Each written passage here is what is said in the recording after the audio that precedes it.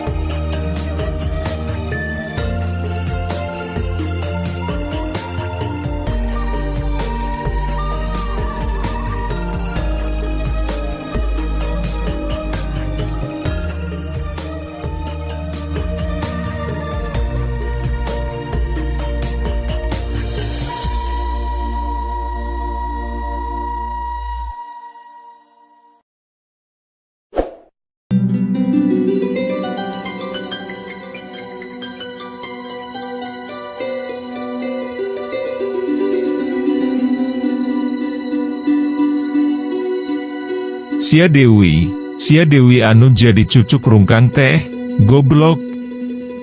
Prabu Ruswana nepi ka pohara kekerotna, sanggeu sidikin jirim anu cikeneh nyalamet keun nyi dangding teh tayalian si Geot. Satengah teu malirei ka anu keur sosorongot, si Geot malah gura-giru ngisaratan nyi dangding sangkan rada mundur.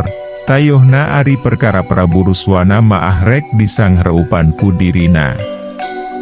Dageus puguh apal kana kamampuhan nu jadi muridna, gancang bae nyi dangding oge onggeuk, sarta anu saterusna gura-giru ngagajleng seja mantuan Prabu Purwita, anu harita keur dirempuk ku Kipatih Bangkar Jaya katut dua urang abdi dalemna. Hahaha, sorsiah. Geura maju. Tapi omat, ulah kabur ti pakalangan. Teu-teu Prabu Ruswana pohara pisan seukeutna. Batan nembalan, si Geot malah gancang masang kuda-kuda, kalayan sikap jeung paneu teupna anu waspada. Tewani nganggap enteng neuroun si geot oge, da jelema anu harita keur disang hareupanana teh geus kawentar pisan ku kasaktena. Sret. Siga anu geus teu hayang loba ngomong Dewi, kebat bae Prabu Ruswana mesat keris pusaka pameruh naga, anu diselap keun dina palebah cangkengna.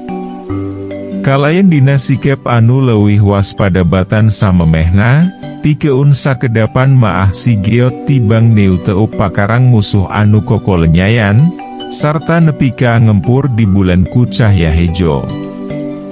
Bahakeun sakabeh getihna, kalayan saketelak oge ulah aya anu nyeesa. Prabu Ruswana neu teu keris anu keur dikeu-keueukna. Blewer. Sanggeus ngomong kituna teh, harita keneh Prabu Ruswana maledokeun kerisna, ngarah pisan ka apa lebah si geot. Belesat suuh. Keris pusaka ngarah pisan kana palebah dada. Dina gerakan anu pohara cepetna, gancang bae si geot ngagiwar, ku jalan ngagilekeun awakna ka abelah kenca. Plos wer, belesat. Sange plosna tina sasaran teh eta keris langsung muter, sarta anu saterusna maah ngabelesat Dewi murusi geot. Suh, gajleng, gilek, juralit, gorentel, plos. Lumayan lila si geot gula gilek sarta babalacetan enggoning nyingkahan cepetna sakur panarajang keris pusaka pameruh naga. Bari jeung sakapeung maah kapaksa kudu gogorentelan atawa jujuralitan di awang-awang. Hahaha. Nepi ke alalenggakan si Ganwu ngeunah pisan Prabu Ruswana maah mangsa nempo si geot anu meh-mehan ka beunangan ku sabetan keris pusakana teh. Belesat suuh. Dina mangsa si geot karek napakeun sapasang suku sanggeusna jujuralitan di awang-awang teh. Kalayan kacepetan anu pohara gancangna, keris pameruh naga nyamber Dewi rek nubres dada. Gilek. Gancang bae si geot ngagilekeun awakna ka abelah kenca.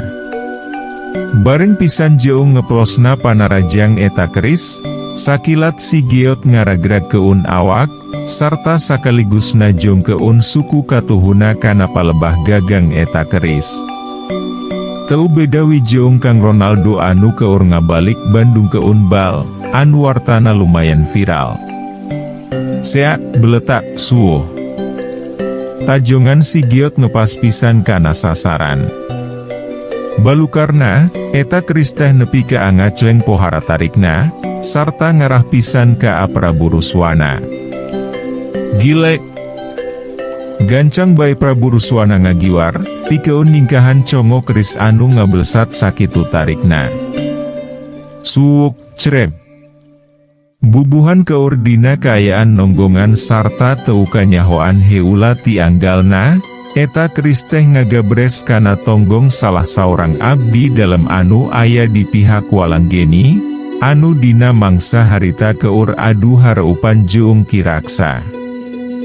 Wah, abdi dalam anu kabeunangan ku eta keris nepi ka ngagoak maratan mega, sarta harita keneh awakna ngagretek lir durukan anu dibanjur ku bengsin.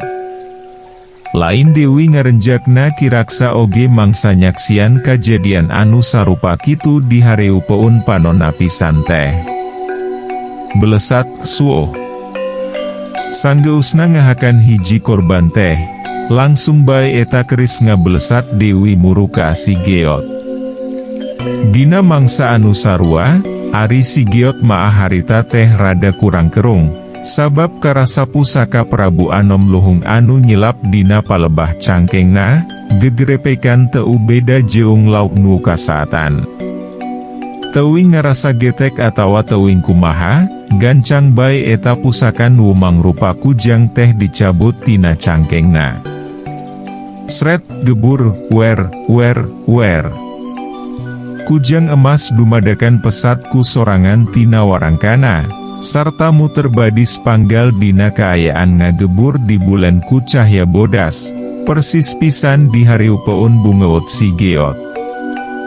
Si Geot tibang bisa molohok. Ari Prabu Ruswana maah lain Dewi ngagebegna, datayohna maah geus apalun pisan kana eta pusaka. Suh belesat. Teulila antarana, eta kujang teh langsung ngabelesat mapak keris pamruh naga, anu kira-kirangan kari 2 meteran Dewi anggangna. Suh jeleger. 2 pusaka anu diadu nepi ka ngabalukar keun sora anu pohara tarikna. 2 cahya tina unggal pusaka oge nepi ka amu biar kaasaban madhab. Pluk biar. Sangilesna cahya anu mubiar teh, keris pusaka pamruh naga maah langsung ragrag kana lemah, sarta ancur jadi lebah.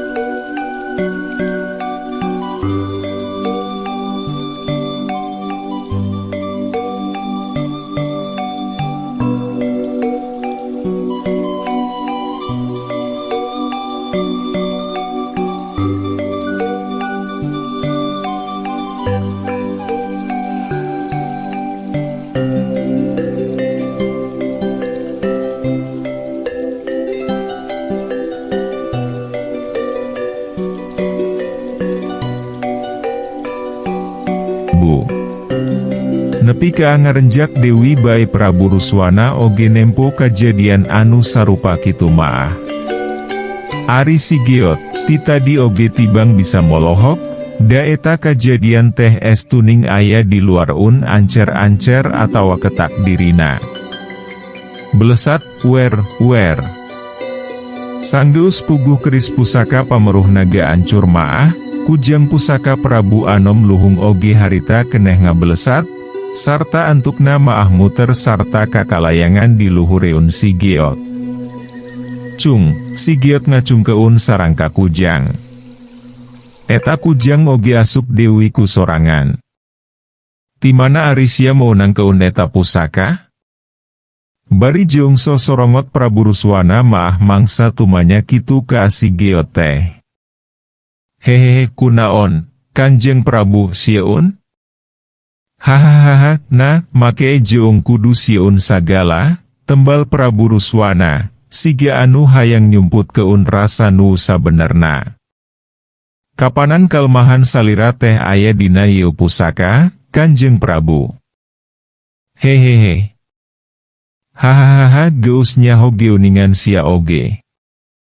Tapi, iwal si Anom luhung anu nyahoeun carana pikeun malastera keun aing maah. Ditembal kitu teh si Geot maah tibang bisa ngabetem, da memang enya, dirina oge caan nyaho ari carana ngelumpuh keun eta raja maah. Hahaha. Prabu Ruswana ngadon lelenggakan siga nu ngeunah pisan, mangsa si Geot teu bisaun nembal Dewi kana kekecapan ti dirina. Mangsa eta raja keur ngaunah seu-seurian, reup, si Giot mah meure umkun sapasang panonna. Tapi, teu lila oge geus beunta Dewi, sarta anu saterusna maah ngadon ngadangding dina wanda pupuh kinanti, kalayan sapasang panon neu teup seukeut ka Prabu Ruswana. Mungguhing Nu Maha Agung. Taya babat taya tanding. Usik maliku kersana. Kabeh alam tur pangusi. Mangka hantu walakaya. Diri mah sakadar nyaksi. Ururuh. Sareng sena si Giot ngawih teh, dumadakan aya angin anu ngagelebuk nebak eta patempatan. Tapi, ngan ukur saliwat, teu lila antarana oge geus rerep Dewi. Hahaha, moal neurak ka aing maah, goblok. Prabu Ruswana maah malah lelenggakan satu tasna si Giot ngawih keun dangding teh. Tapi, sanggeusna sadar kana kayaan, Prabu Ruswana oge langsung eureun seurina. Sabab tetela, sok sanajan pupuh kinanti anu cikeneh dikawih keun ku si Giot teh taya pangaruhna pisan ka adirina, ari balukarna ka unggal gegeden ti kabeh pihak karajaan maah nepi ka arampak pating kedeprek, ngadon dariuk dina kaayaan pahareup-hareup jeung nu jadi musuhna. Sok padahal, sakur-sakur anu kapangaruhanku kawih si Giot teh estuning lain jalma jore-jore, sarta lain bantrak-bantrakeun dina tingkatan ilmu kasaktena. Lain bangsa manusa wungkul kituna teh, dalah si ronggeng jeung sabalat-balat oge sarua, nepi ka patingket prek tibang bisa darepa. Sargiot beleguk siah ka aing teh, jorowokna nyidangding siga nu keuheul pisan. Raden bebaskeun aki, Den. Kitanggul sewu pipilueun ngajorowok. Gobolok leupaskeun aing, Giot. Kipatih Bangkarjaya milu adat-adatan. Tetela, sok sanajan sakur anu kapangaruhanku kawihna si Giot teh dumadakan taya daya pikeun mareta, tapi ari kucap kiceup jeung nyarita maah masih keneh barisa. Teu malire, malah maah henteu kungsi ngaliuk-liuk acan si Giot maah ka jalma-jalma anu harita pating keuleweuh ka adirina teh. Sajeroning ngabebeskeun Dewi kujang pusaka kana jeroeun bajuna, paneutup si Giot maah tetep museur ka Prabu Ruswana. Hahaha, aing teu bisa mungkir, tingkatan ilmu sia memang luhung kacida. Tapi kekeh, ari nyangharupan aing maah sarua bae jeung masrah keun nyawa. Prabu Ruswana susumbar siga anu geus yakin pisan kana kasakten dirina. Si Giot tibang niuteup teu nyarita. Tapi, teuteupna teh siga nu kosong, tayohna maah keur nembuskeun panempona. Mustahil bisa direbut ari pusaka andelanana aya dina jeroeun awakna maah, gerentesna hate si Giot, mangsa nempo bedok leutik kelir emas dina palebah dada Prabu Ruswana. Sor, Giura maju, ari nya maah sia gede wawanen. Sikep jeung kekecapan Prabu Ruswana estuning pinuh ku panangtang. Reup gebur. Sanggeus paurum heula sakeudeung teh, dumadakan awak si Giot jadi semu ngempur, siga anu di bulan ku cahya bodas. Nempo kitu, Prabu Ruswana oge teu cicingeun, gancang bae ngawatek ajianana. Jadi ngempur siga di bulan ku cahya beurum sakujur awak Prabu Ruswana oge. Sor maju siah, koplok. Heah. Gajeleng, suo. Teu kungsi ngomong Dewi, sanggeus meunang panangtang anu ngadua kalian maah, harita keneh si Giot ngagajeleng, sejang ngayakeun panarajang anu munggaran. Kalayan dina gerakan anu pohara pisan cepetna, paurup si Giot nepi ka ngahiuk bangbaraan, ngarah pisan kana beungot lawan. Karasaku Prabu Ruswana, samemeh paurup si Giot nepi oge, Hawana geus panas kacida, ciciren dibarengan ku tanaga lapisan anu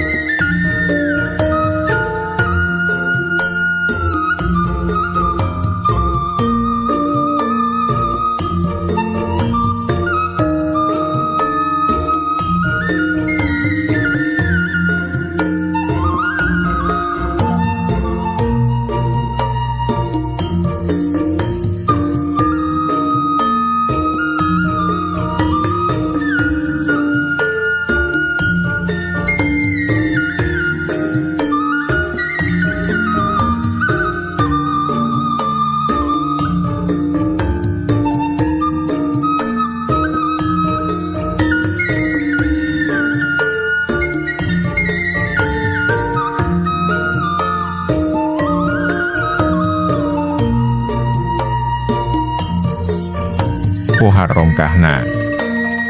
Lep plus suo. Mangsa paureup si Giot geus rek keuna pisan kana sasaran, kalayan sakilat Prabu Ruswana ngelok keun sirahna. Meh bareng jeung ngeplosna panarajang lawan, kalayan sakilat leung-leun katuhu Prabu Ruswana ditonjok keun rek ngala dada. Gilek plus seak. Sanggeus nyincet heula ka abelah kenca. Kalayan sakilat si Giot oge ngababu keun leung-leuna, rek ngalapuhu ceuli Prabu Ruswana. Tapi, tetela kamampuhan gerak Prabu Ruswana oge geus kacida luhungna. Bukti nawi, eta raja teh siga anu gampang pisan nenggoning nyingkahan panarajang anu sakitu cepetna teh. Iya ah. Suh, plus, gilek, juralit, des. Antukna mah galungan antara si Giot jeung Prabu Ruswana lumangsung pohara pisan ragotna, kalayan dina kacepetan gerak anu meh-mehan henteu bisa katutur keun ku mata biasa. Saking kucepetna gerakan dua jalma anu harita keur tarung patutunggalan, anu katempo teh ngan saukur pating kolebatna dua cahya anu ngalangkang. Pohara lungna diuningan elmu jang Giot teh, nyimas, cok Prabu Purwita, kituna teh bari jeong teu kungsi ngelo kliok acan, dapubu oge teu bisa ngagerakeun awakna sama sakali. Sumuhun mata kurang sadaya dugi ke atau walakaya sapertos tiu oge, Kanjeng Prabu. Tina gerakanana, parantos benten pisan sareng anu jurus-jurus anu kantos diajar keun ku abdi deuwih ari si Giot maah. Nah tiasa kitu, nyimas. Rupina mah parantos kapendak perkawis Rusiah gerakna. Matak. Jarempe gandeng siah ngabaracot wae. Kipatih Bangkarjaya gancang nyentak ke anu duaan. Sia anu jempe maah, kehet. Nyidangding maliknya ngangang. Tina sikap nyidangding, katembong siga anu hayang niduhan kana beung ngeut Kipatih Bangkarjaya teh. Ngan anehna, sok sanajan bisa nyarita oge, Ari rek niduhan maah kekehen teu bisa. Kapanan Ari salira maah tiasa ngadangding, nyimas, kantun anggowi atuh supados urang tiasa bebas, ceuk Prabu Purwita, siga anu teu hayang malire kana kekecapan Ki Patih Bangkarjaya. Batan langsung nembalan, pikeun sakedapan maah nyi dangding malah hulang-huleng heula. Tapi teu lila, gancang bae ngawihkeun hiji dangding dina wanda pupuh asmarandana. Ngan hanjakal, sanggeusna sababaraha kali nyobaan oge taya pisan hasilna. Teu tiasa, Kanjeng Prabu. Rupina mah sagala rupi kamampuhan oge parantos katutup. Antukna mah nyi dangding nyerah. Masya Allah, kitu-kitu teuing kakuatan eta budak teh. Ya ah, beledak jeleger. Di pakalangan, tetela dina mangsa harita teh Ari Sigiot jeung Prabu Ruswana maah keur bentrok kakuatan, nepi ka ngabalukarkeun sora anu ngabeledak pohara pisan tarikna. Boh Sigiot, pon kitu Dewi jeung nu jadi lawana, sanggeusna diadu kakuatan teh nepi ka ada dalik diugan sarta undur-unduran aya kana sababaraha lengkahna. Teu bisa nyumputkeun anu keur karasa dina leungeunna, Prabu Ruswana maah katembongna teh nepi ka kekeremengan. Goblok. Aya di saluhureun aing geuning tanaga lapisan ieu pejuh teh, gerentesna Prabu Ruwana, teu bisa ngabohong Ari dina jeroning hateena maah. Heah. Gajleng, suuh. Sabot kitu, katembong Sigiot geus ngagajeng seja ngayakeun panarajang anu anyar. Paureupna anu nepi ka hurung ngempur semet pige ulangan, nyuruuk rek ne umbrak dada. Siga anu hoream pikeun ngadu Dewi kakuatan Ari geus apal kana tingkatan tanaga lapisan nu jadi lawan maah, gancang bae Prabu Ruswana oge ngagilekeun awakna ka abelah kenca, bari sakaligus najongkeun suku katuhuna rek ngalake kemplong Sigiot, anu dina mangsa harita keur dina kaayaan awak nu semu doyong. Tapi, kalain dina gerakan siga anu hampangun pisan, langsung bae Sigiot muterkeun awakna, bari sakilat mesat kujang pusaka, sarta anu saterusna maah ditubreskeun kana tonggong Prabu Ruswana. Seak, gabres. Geus teu bisa disingkahan Dewi, antukna maah kujang pusaka ngagabres kana tonggong Prabu Ruswana. Wah! Grup! Prabu Ruswana langsung nyuksruk kana lemah. Mangsa gancang malikeun awakna teh, tetela tapak kujang pusaka tobros nepi kana dada. Katembong, dada Prabu Ruswana nepi ka atutung, getihna anu ngaburial oge jadi semu hideung kelirna. Kurang ajar, ngabongohan, siah. Prabu Ruswana tutunjuk sarta kekerot siga anu pohara pisan ambiu keunana, kituna teh bari jeung dibarengan kupu puringisan sarta sorana nu pegat-pegat. Ari Sigiot, siga anu hoream pikeun nembalan. Jeung siga anu teu hayang guragiru narajang Dewi mangsa musuhna geus kabeunangan teh. Pikeun sajongjongan, Sigiot maah tibang neuteuk bari ngajanteng di gigireun Prabu Ruswana. Eug. Kerejet, kulahek. Teu lila antarana, katembong awak Prabu Ruswana kekerejetan, sarta anu saterusana maah ngulahek siga anu geus taya nyawaan. Langsung palastra geuning. Ari sugan teh nyawi bogaun sarebu nyawa, gerendengna Sigiot, bari jeung rada kurang kerung niuteup layon Prabu Ruswana.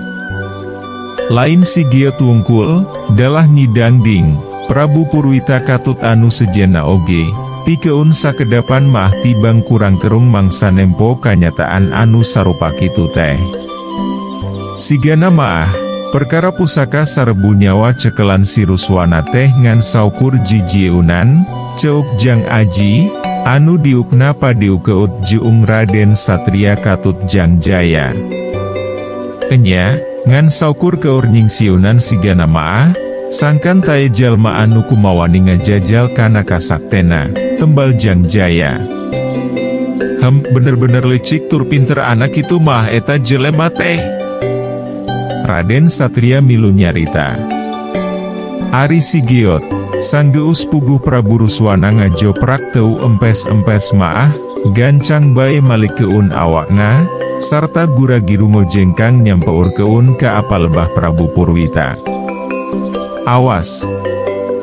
Karek mah meunang sababaraha lengkah, Sigiot langsung ngarandek Dewi sarta rungah ringeuh siga nu rewas, mangsa nyidangding jeung Purwita Katut anu sejena, meh bareng pating jorowop ka adirina. Waktosna seet. Caak hanca. Urang simpen di handeuleum si paragi nyokot ninggalkeun, enjing urang sampeur Dewi, hapunten palamitra kanggo nyumangetkeun sim kuring, Mang Augustin ngadongeng teh, nuhun keun di subscribe, di like sareng di komen, atanapi di share manawi masih aya keneh nu resepeun kana dongeng, supados teu kakantun carios salajeungna. Mangga permios. Ka anu gareulis karasep anu hoyong carita kisah kasih dinamika romantis remaja. Mangga dangukeun carios nyambung bentang pasantren. Nu tos sarepuh gengadangu carios ieu maah bakal kabawa asa ngora Dewi. Kangge nu resep cerita silat. Mangga dangukeun Amjar lawan Raja Bangsat sareng rawarontek di channel YouTube Mang Augustin, sareng kangge palamitra anu gaduh novel, kisah, atanapi carios Sunda ngakintun keun ka asim kuring ka email mangaugustin@gmail.com.